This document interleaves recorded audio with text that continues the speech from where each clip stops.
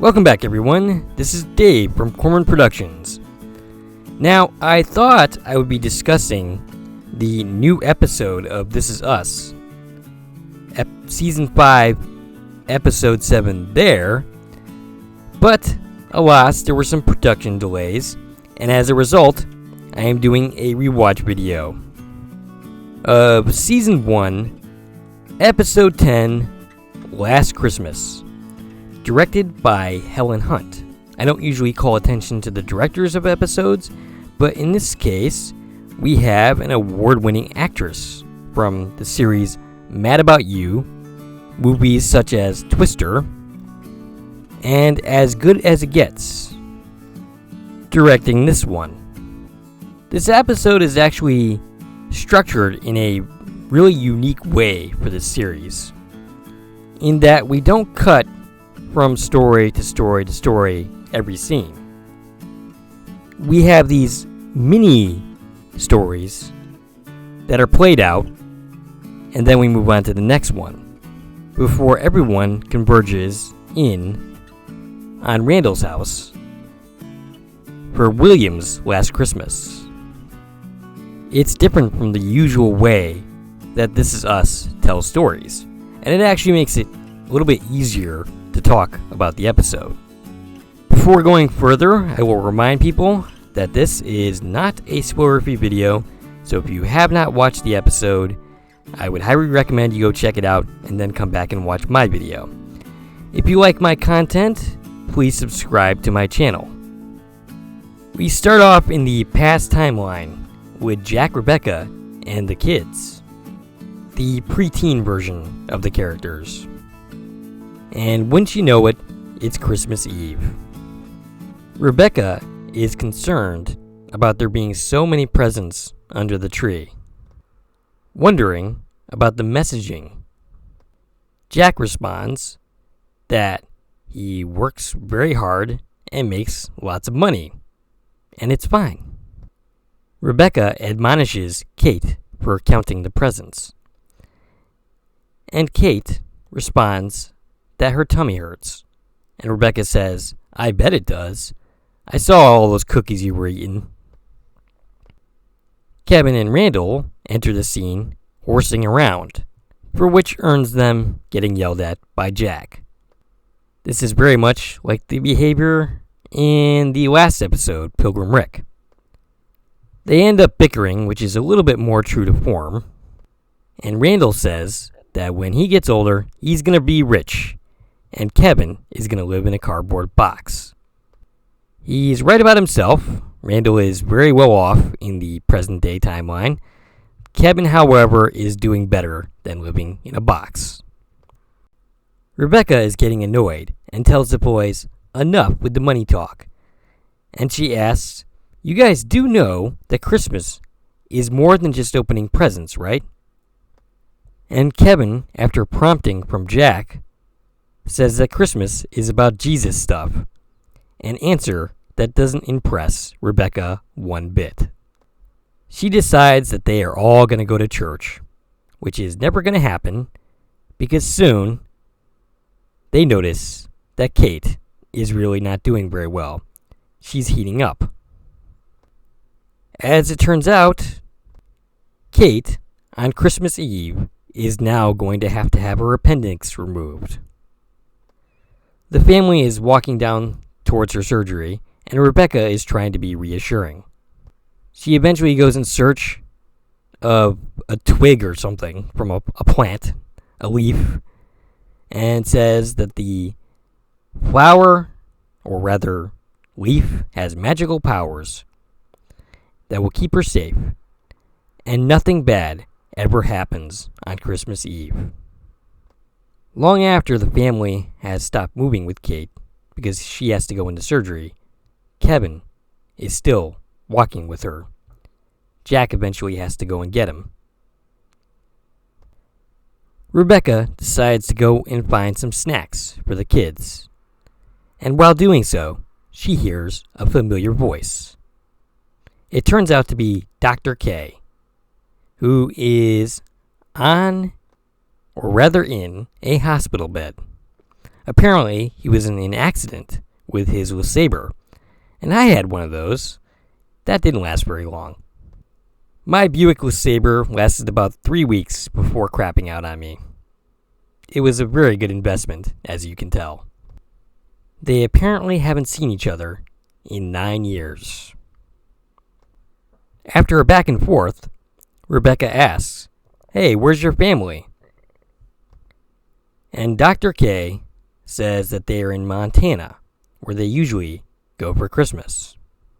Dr. K goes on to say that they are trying, but weather being what it is, they won't make it back to the hospital to say goodbye. Rebecca picks up on this and says, "Goodbye? Well, I don't really understand because you seem okay." And Dr. K says, "Yeah, because it's internal. And as a doctor, he knows every which way in which he is screwed. He knows the doctors will try to fix the problem, but the fact of the matter is, he's old. And his chances are not good." Cut to a shot of Jack and Rebecca as seen through one of those hospital mirrors. That's an interesting choice for director Helen Hunt. Jack is insisting that the doctors will fix him and that he will be fine.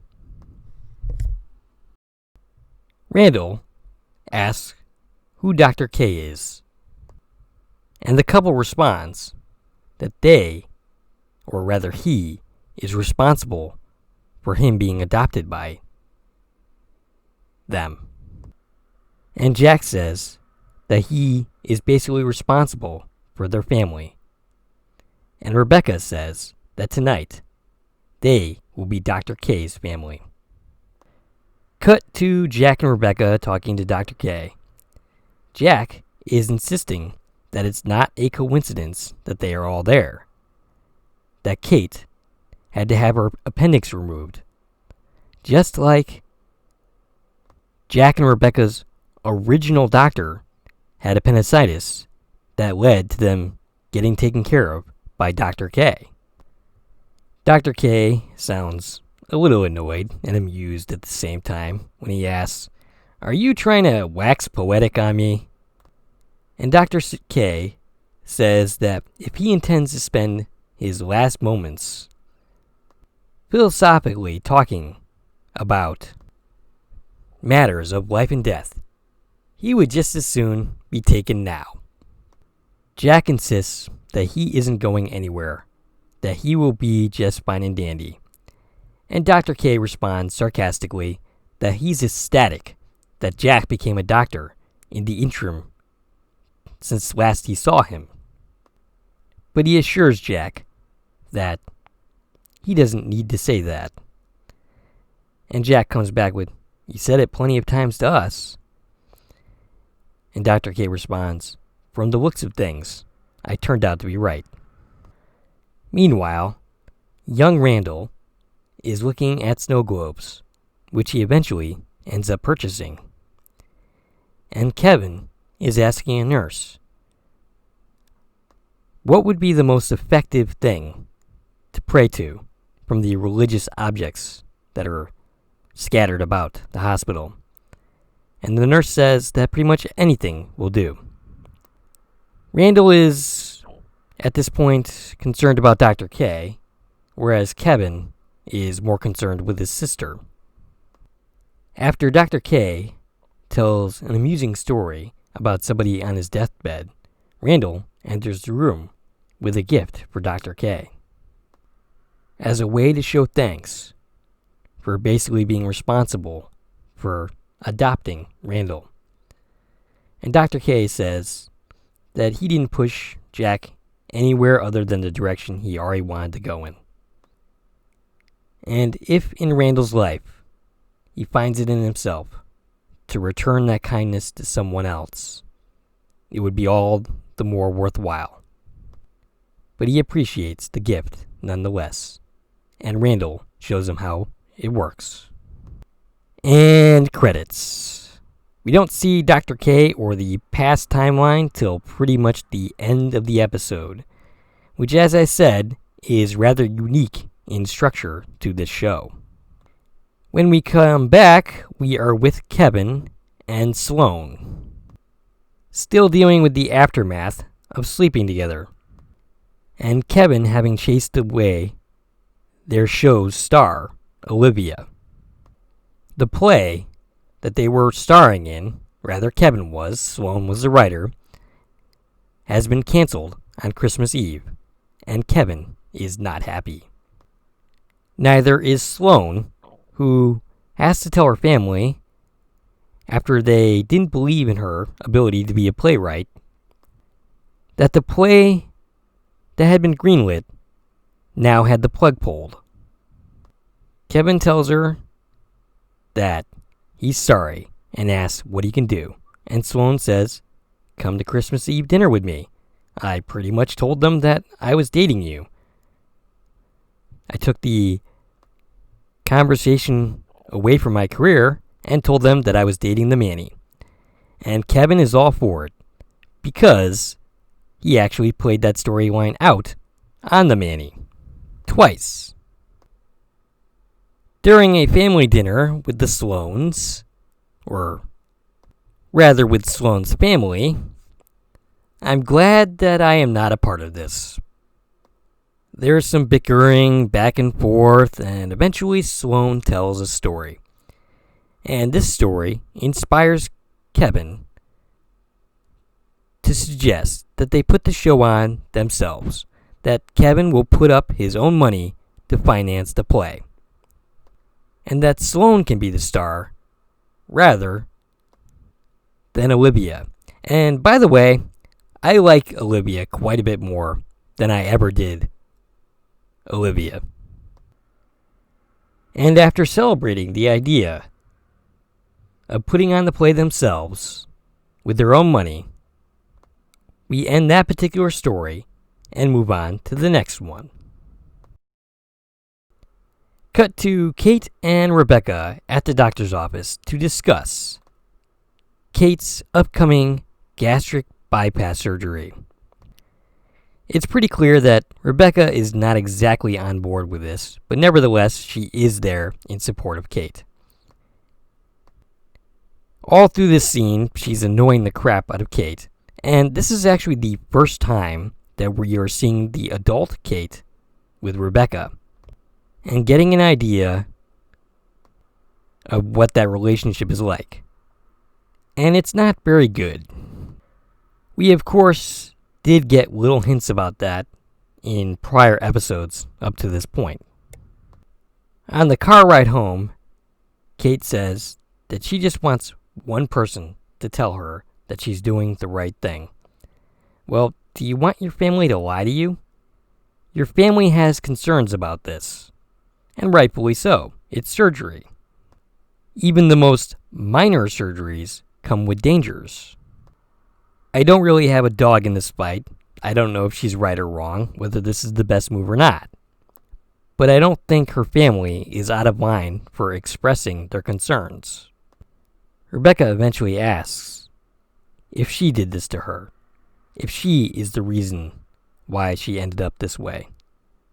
And Kate says she doesn't know. And honestly, I don't think there's a clear and cut dried answer to this question any more than there is to whether Kate should be getting the surgery or not. It's just not that simple. Rebecca ends up telling her the story that we saw at the beginning of Kate having her appendix out. And Kate wants to know what she said to her to make her feel better. And Rebecca responds with something that is oft repeated in this episode, that nothing bad ever happens on Christmas Eve. Cut to William's story. William is at a meeting and sharing a beautiful story that basically summed up, if it weren't for the guys in the room, if he hadn't gotten help, he wouldn't be celebrating Christmas with Randall and his family for what will be his last Christmas, because he's dying and he knows he won't make it to another. And then a guy named Jesse starts to talk. Jesse, played by Dennis O'Hare, who I knew from American Horror Story. I totally did not recognize him here. In fact, anytime he ever shows up in anything, I never recognize the guy ever. It's not until I look it up on Internet Movie Database that I figure it out it's him. If you want to talk about the definition of a character actor, Dennis O'Hare is it. Anyway, he's telling the story of how he found somebody. He had a relationship with a man, and he was able to put himself together. But then that man disappeared. He thought he died, but as it turns out, he was with his family. And he wished he could be happy for him, but he's not very good at that. In the aftermath of this man disappearing, he himself fell apart. He went back to drugs, or his habit of choice, alcohol. I'm not really clear on that. And wouldn't you know it, that man happens to be William himself. After the meeting, they end up talking. And Jesse says that what he really wants to know and say is that he loved him, William left, and now he wants to know if they can spend whatever time that William has left together. We cut to Rebecca and Beth, who are at a Christmas party at Randall's office. Randall has basically been informed that everyone is canceling for Christmas Eve for various reasons. Beth doesn't want to talk about that, however. She's very curious about some of the chatter she's hearing that Randall bought a boat. And apparently, Randall bought a boat from a guy named Andy. Randall confirms it with a joke, and Beth is basically like, "What are you going to do with a boat?" Randall responds, "Sometimes a man just needs a boat." And Beth says that the boat is Sadness. Randall responds that that's a very bad name for a boat. Beth thinks that this is because of depression. When he's depressed, he buys things. I kind of do the same thing, but, I usually just buy food. I don't really have enough money to go out and buy boats, but that's just me. Beth insists that he has a lot going on, with his father dying, with Rebecca having lied to him. Randall claims to be fine with that. I don't believe it, neither does Beth. But we only get the mildest of mild follow-ups with the whole Rebecca lying to him for years thing in this episode. And really ever for the rest of the series. Except when Randall feels like throwing it in Rebecca's face to get her to do a clinical trial. But that's a story for another episode, which in fact I've already covered. Anyway, Beth insists that he go and unbuy that boat, but Randall can't, because the boss is still giving out bonuses. Eventually, Beth convinces him to do so, and he finds Andy out on the patio, I guess. Andy is played by Jimmy Simpson, who I know from The West World, among other things. He played the young William in that series, completely unconnected to the William in this series. It doesn't take long for Randall to realize that something is not quite right here. There's enough warning signs around for Randall to eventually get the idea that Andy intends to kill himself. Apparently, he had an affair. His wife found out about it, and now he's getting a divorce. He's lost his wife, he thinks he's lost his kids, and he lost a bunch of money, including clients' money, and he's going to lose his job. So he reasons now is a good time to lose his life. Randall tries to talk him down, and this conversation does not seem to go well for a while. Randall gets increasingly desperate, and tries to convince Andy that his children will forgive him. And he's really talking about his relationship with William. He forgave him. Eventually, Beth comes out on the patio, and Randall freaks out.